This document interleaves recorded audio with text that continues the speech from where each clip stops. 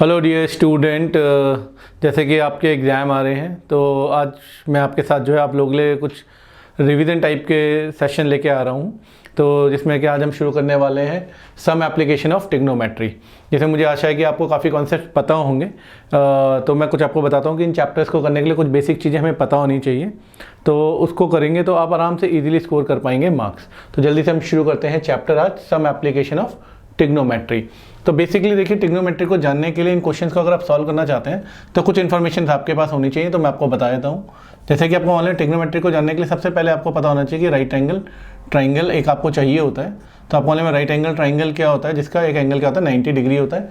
अब बाकी दो जो एंगल होते हैं वो लेस देन 90 डिग्री होते हैं। ठीक है, आपको ऑनलाइन में जो 90 डिग्री है सबसे बड़ा एंगल होता है, तो इसकी जो अपोजिट साइड होती है that is called the hypotenuse. Okay, अब अगर मान लो मैं यहाँ पे थीटा कंसीडर करता हूँ, if I am talking about angle C और मैं उसको मान लेता हूँ थीटा है, तो उसके जस्ट अपोजिट साइड जो होती है वी कॉल इट परपेंडिकुलर और नीचे आता है बेस।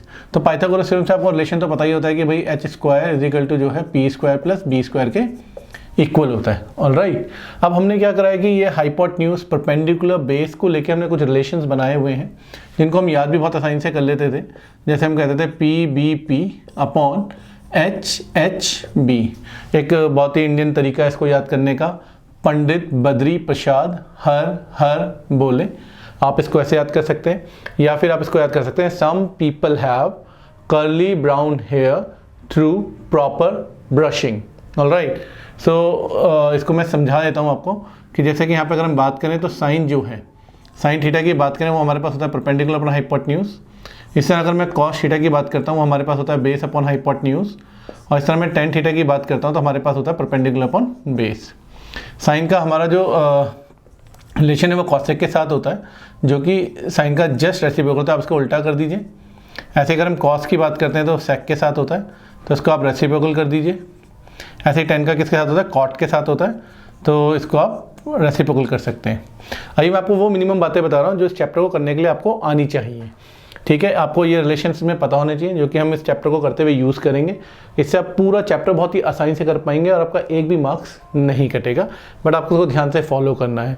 और जो मैं यहाँ पे लिखा रहा हूँ ये these are the minimum concept that should be on your fingertips. ये बहुत ही मिनिमम कॉन्सेप्ट हैं जो कि आपको पूरी तरह याद होने चाहिए और आपको आने चाहिए। इसके अलावा हमें ट्रिग्नोमेट्रिक वैल्यूज़ की जरूरत पड़ती है। तो अभी मैं टेबल तो नहीं बना रहा हूँ, मैं आपको बताता हूँ कौन कौन सी वैल्यूज़ आपको जनरली याद होनी चाहिए। तो इसमें अगर हम बात करते हैं तो हमारे पास आती है जैसे साइन 30 की वैल्यू। तो साइन 30 की अगर हम बात करें तो होती है वैल्यू 1/2। ऐसे ही वो जो है कॉस 60 की वैल्यू होती है। कहने का मतलब ये कि जो कॉस 60 की वैल्यू है वही साइन 30 की वैल्यू होती है, जो कि 1/2 है। ठीक है, इसके बाद अगर हम बात करते हैं यहाँ पे tan 45 की वैल्यू हमारे पास 1 होती है, जो कि हमारे पास किसकी होती है, cot 45 की वैल्यूज़ होती हैं। ठीक है, इसी तरह अगर मैं आपके साथ यहाँ पे बात करूँ कि साइन 60 डिग्री की वैल्यू जो होती है वो हमारे पास √3/2 होती है, जो कि एक्चुअली cos 30 की वैल्यू होती है। इसी तरह अगर हम बात करें tan 30 की वैल्यू जो कि 1/√3 होती है, वो एक्चुअली cot 60 की वैल्यू होती है। इसी तरह अगर हम बात करें tan 60 की वैल्यू जो कि √3, जो कि cot 30 की भी वैल्यू होती है। ऑलराइट, ये बेसिक्स वैल्यूज़ आपको याद होनी चाहिए। जनरली इन्हीं वैल्यूज़ के इस पे ही बेस में हमारे क्वेश्चंस आते हैं और हम आराम से उनके आंसर निकाल पाते हैं। तो बेसिकली आपको वैल्यूज़ याद होनी चाहिए। वैसे तो पूरा एक टेबल होता है वैल्यूज़ याद करने का, उसका मैं आपको कॉन्सेप्ट का वीडियो भी बना के दूंगा। पहले आप इन चीज़ को समझिए। अभी हम बात कर रहे हैं कि इस चैप्टर को करने के लिए मिनिमम क्या नॉलेज हमारे पास होनी चाहिए। तो ये वैल्यूज़ आपकी फिंगर टिप्स में होनी चाहिए। अब इसके बाद जो सबसे इंपॉर्टेंट बात है जो इस चैप्टर को हमें समझना है कि इसमें एक नज़रिया है इस चैप्टर को सॉल्व करने का, कि अगर मान लो आपकी कोई हॉरिजॉन्टल लाइन है, किसी भी चीज़ को हम रेफरेंस पॉइंट लेते हैं, तो यहाँ पे हम एक हॉरिजॉन्टल लाइन लेते हैं। मान लो अगर हम नीचे से कभी ऊपर देखते हैं तो जो इस तरह का एंगल बनता है तो we call it angle of elevation. But we call it angle of elevation. और इसी तरह अगर हम हॉरिजॉन्टल लाइन से मान लो नीचे की तरफ देखते हैं तो we call it angle of depression. Angle of depression. Okay, तो मैंने आपको बताया कि अगर आपको सिर्फ ये इतना सा कॉन्सेप्ट पता है तो आप इस तरह के क्वेश्चन कर पाएंगे और छोटे मोटे रिलेशन हमें जो यूज़ करने होते हैं। तो देखिए आपके सामने पहला क्वेश्चन है। मैं सिर्फ इसमें बहुत अच्छे क्वेश्चन डिस्कस करूंगा जो कि एग्जाम पॉइंट ऑफ व्यू से इंपॉर्टेंट है। सिंपल सा क्वेश्चन देखिए, a moving boat is observe from the top of a cliff 150 metre high. Okay, तो आपको एक क्लिफ देखिए जो कि 150 मीटर हाई है और इसमें लिखा हुआ है the angle of depression of the boat changes from 60 to 45 degree in 2 minutes. मतलब ऊपर से आपने एक बोट को देखा तो उसका जो एंगल ऑफ डिप्रेशन था वो आपको कितना बन रहा है, 60 डिग्री। ये क्वेश्चन में कहा गया है। और उसमें मतलब ठीक 2 मिनट बाद मान लिया आपकी जो ये बोट थी ये यहाँ पहुँच गई और 2 मिनट में जो आपका एंगल चेंज हो रहा है वो कितना हो रहा है, 45। कितना हो रहा है, 45। तो आपको सी से लेकर डी तक का जो टाइम दे रखा है 2 मिनट दे रखा है। Time taken to reach from C to D is how much, 2 minutes. Getting my point. तो बिल्कुल सिंपल क्वेश्चन मैंने आपको बताया। इन क्वेश्चन में सबसे आसान तरीका क्या होता है कि आपको ऑब्जर्व करना कितने ट्राइंगल। सपोज कर लेता हूँ कि मेरा जो BC का डिस्टेंस है x है और ये वाला डिस्टेंस मेरा कितना है, y है। ये क्वेश्चन में अगर आप बोट की स्पीड निकालिए, फिर से एक बार क्वेश्चन रिवाइंड कर लेता हूँ। आप क्लिफ के टॉप में बैठे, आपने कोई बोट देखी जिसका एंगल ऑफ डिप्रेशन कितना है, 60 डिग्री। और ठीक 2 मिनट बाद जो आपने एंगल ऑफ डिप्रेशन देखा वो कितना हो गया, 45 डिग्री। ओके, और सी से लेकर डी तक जाने में जो एंगल चेंज हुआ वो कितना टाइम में हो गया, 2 मिनट के अंदर हो गया है, 2 मिनट्स के अंदर। तो इनको करने का बड़ा कॉन्सेप्ट होता है कि आपको ट्राइंगल ऑब्जर्व करिए कि फिगर में कितने ट्राइंगल बन रहे हैं। तो आप देखेंगे फिगर में आपको साफ साफ 2 ट्राइंगल दिख रहे हैं बनते हुए। एक देखिए तो छोटा ट्राइंगल दिख रहा है आपको, इन ट्राइंगल ABC। और इसमें अगर आप देखें तो साफ देखिए tan 60 दिख रहा है। 60 सामने वाला क्या होता है, परपेंडिकुलर अपॉन बेस BC। तो आपको मतलब tan का फॉर्मूला क्या होता है, परपेंडिकुलर अपॉन बेस, जो कि मैंने आपको यहाँ पे समझाया था अभी, परपेंडिकुलर अपॉन बेस। तो हमें मालूम है कि जो एंगल होता है, एंगल की जो अपोजिट साइड है वो हमारा क्या है, परपेंडिकुलर है। तो परपेंडिकुलर अपॉन बेस। तो tan 60 का वैल्यू हमारे पास कितना होता है, √3। परपेंडिकुलर हमें कितना देखा, 150, बेस हमें देखा x। तो from here you got the value of x is 150 upon √3। कोई कंफ्यूजन मीटर्स में। अब इसी तरह आप दूसरा ट्राइंगल देखिए। आपके पास अगर आप ट्राइंगल देखेंगे दूसरा वाला कौन सा, ABD। अब यहाँ पे देखिए एंगल कितना बन रहा है, 45 डिग्री बन रहा है। सामने परपेंडिकुलर अपॉन बेस है, तो फॉर्मूला लगाते हैं tan 45 डिग्री। ओके, परपेंडिकुलर कितना है आपका AB और बेस कितना है आपका BD। ओके, तो tan 45 का वैल्यू कितना होता है, 1। AB का वैल्यू कितना देखा, 150। और BD का वैल्यू आपको कितने पास आ गया, देखिए BD कितना है, x प्लस y।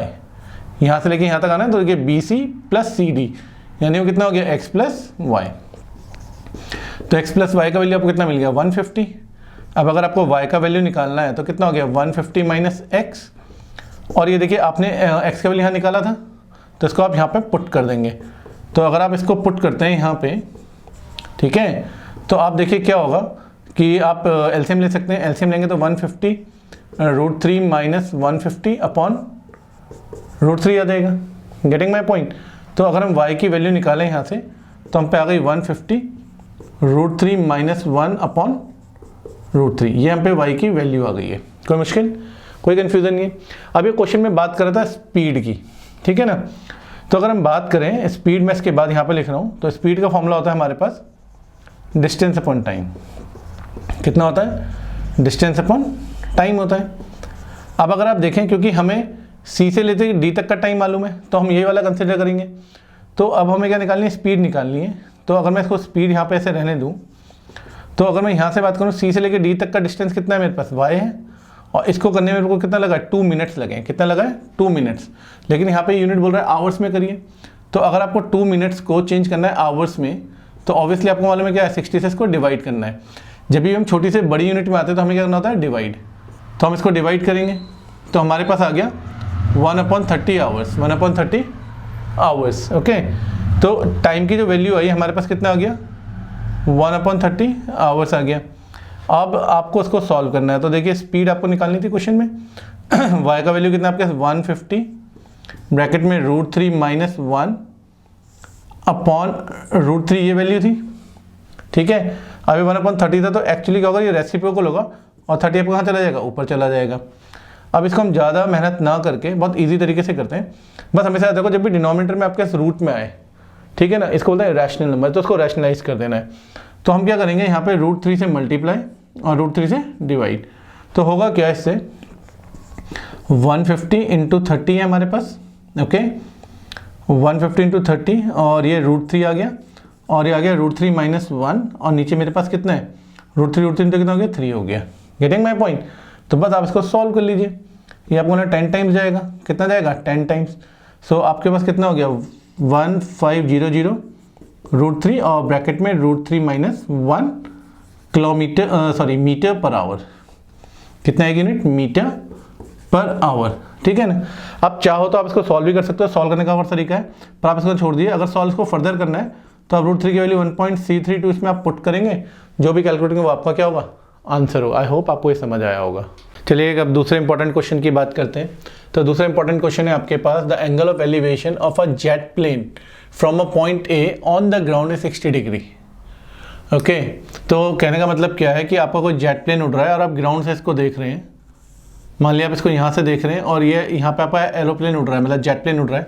इसको आपने यहाँ से देखा तो you have notice what is the angle is 60 degree. कितना बन रहा है 60 डिग्री। इसने लिखा after a flight of 50 second. मान लो इसके बाद ये 15 सेकेंड तक आगे गया, 15 सेकेंड के बाद आपने नोटिस किया हाइट तो इसका वही है जेट प्लेन का, लेकिन आप तो यहीं पे खड़े हुए हैं। तो आपने क्या देखा, the angle of elevation changes to 30 degree. तो फिर आपने यहाँ से इस प्लेन को इधर नोटिस किया तो आपने देखा एंगल कितना चेंज हो गया आपका 30 डिग्री। कितना चेंज हो गया 30 डिग्री। अब इसने बोला if the plane is flying at a constant height of this, height of the आपको प्लेन की देखिए कितनी है, इतनी दे रखी है, वो भी मीटर्स में। ये हाइट है तो हाइट तो हर जगह सेम रहेगी आपकी, तो इधर भी उतनी रहेगी। Getting my point. तो अब इसको नेमिंग कर देता हूँ मैं ABCDE।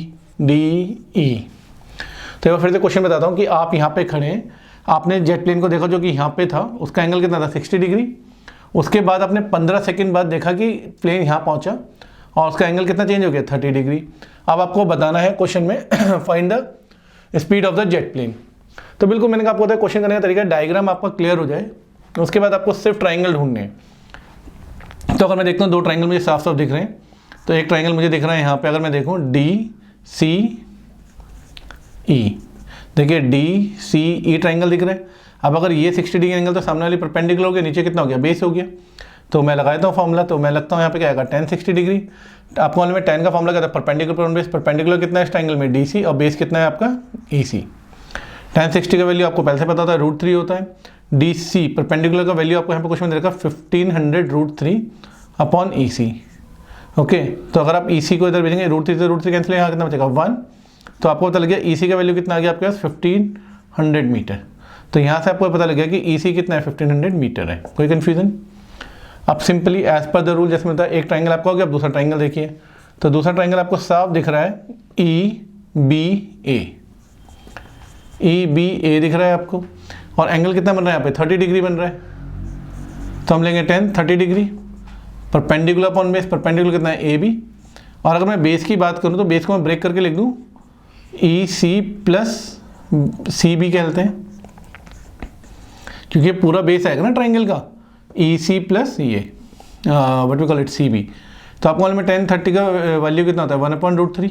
ओके, परपेंडिकुलर आपको कितना दे रखा है 1500 √3 दे रखा है अपॉन बेस की। अगर मैं बात करूँ, एक तो क्या EC जिसका हमने वैल्यू निकाला कितना 1500 और प्लस CB मुझे निकालना है, ठीक है ना। अब इसका क्रॉस मल्टीप्लाई कर दी तो ये इधर आ जाएगा 1500 प्लस CB, और मैं इसको इधर भेजूंगा तो √3 कितना हो जाएगा 3 बन जाएगा। तो यानी कितना हो जाएगा 1500 इंटू √3 का √3 से मल्टीप्लाई करें तो 3 बन जाता है। तो ये आपका आ गया CB, मैंने यहाँ पे लिखा है। ये आपका कितना हो गया 4500 हो गया। अब इस वैल्यू को अगर मैं उधर शिफ्ट करता हूँ तो माइनस का हो जाएगा। तो अगर आप देखेंगे तो आपका वैल्यू कितना आ गया 3000 सॉरी कितना आ गया 3000 मीटर। तो आप देखिए आपको ये वाला डिस्टेंस भी पता लग गया, कितना आ गया आपका 3000 मीटर। अब क्वेश्चन में क्या था, आपको यहाँ से लेके यहाँ तक का जो टाइम दे रखा था 15 सेकेंड दे रखा था। तो देखो अब आपको यहाँ से लेके यहाँ तक का डिस्टेंस भी पता है और आपको टाइम भी पता है, आपको स्पीड निकालनी है। तो सिंपल सी बात है कि स्पीड का फॉर्मूला क्या होता है डिस्टेंस अपॉन टाइम, ठीक है ना। अब आपको स्पीड निकालनी है क्वेश्चन में। डिस्टेंस की अगर मैं बात करूँ तो आपको मालूम डिस्टेंस कितना गिवन है 3000 गिवन है, और आप टाइम की बात करें कितना गिवन है 15 सेकेंड। ये आपको मीटर में गिवन है, ये आपको सेकंड में गिवन है। तो बस सिंपली सॉल्व कर दिए, 15 से करेंगे, 15 2 से कितना होता है 30, तो आ गया 200। तो आपको पता लगी जो आपकी स्पीड आ रही है वो आ रही है 200 मीटर पर सेकेंड। तो 200 मीटर पर सेकेंड से आपका जेट प्लेन उड़ रहा है। कभी कभार क्या होता है, कहता है किलोमीटर पर आवर चेंज करते, तो इक्वेशन याद रखिएगा कि अगर 1 किलोमीटर पर आवर को हमें चेंज करना हो तो वो होता है 5/18 मीटर पर सेकेंड के बराबर, ठीक है।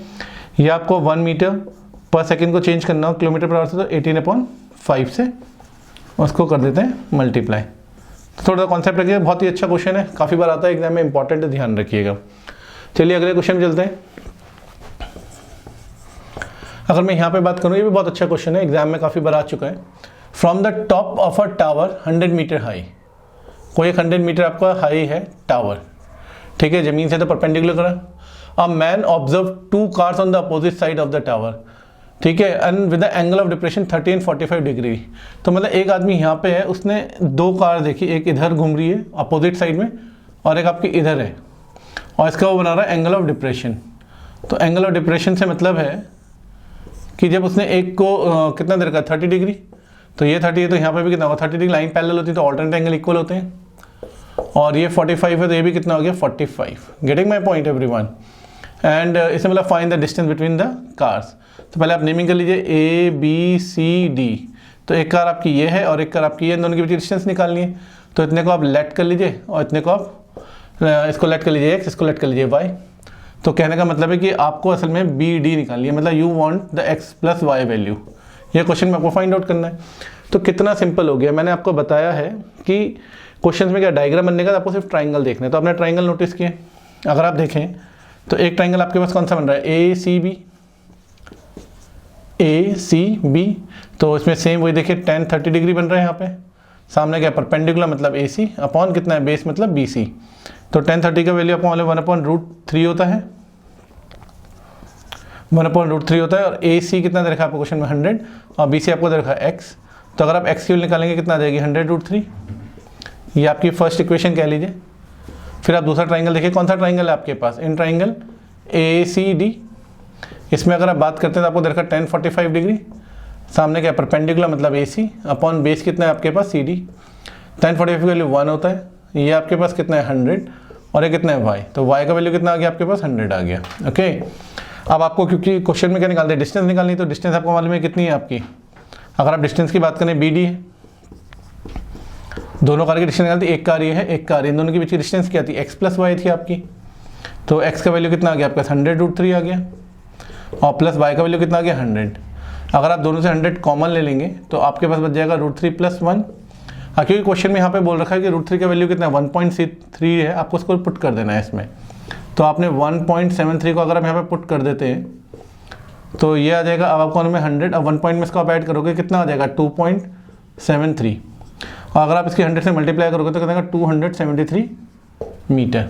ठीक है, आज की वीडियो में मैंने आपको ये अच्छे क्वेश्चंस कराए हैं, अगले वीडियो में और क्वेश्चंस लेके आता हूँ। तो मेरा आपसे रिक्वेस्ट है स्टूडेंट से, रिक्वेस्ट भी कह लीजिए सजेशन भी कह लीजिए, फॉलो करिए, इनको करिए, और जो बातें बताऊँ सिर्फ उसको फोकस करें और प्रैक्टिस करें, तो इस साल के टॉपर आप हो सकते हैं। Thank you.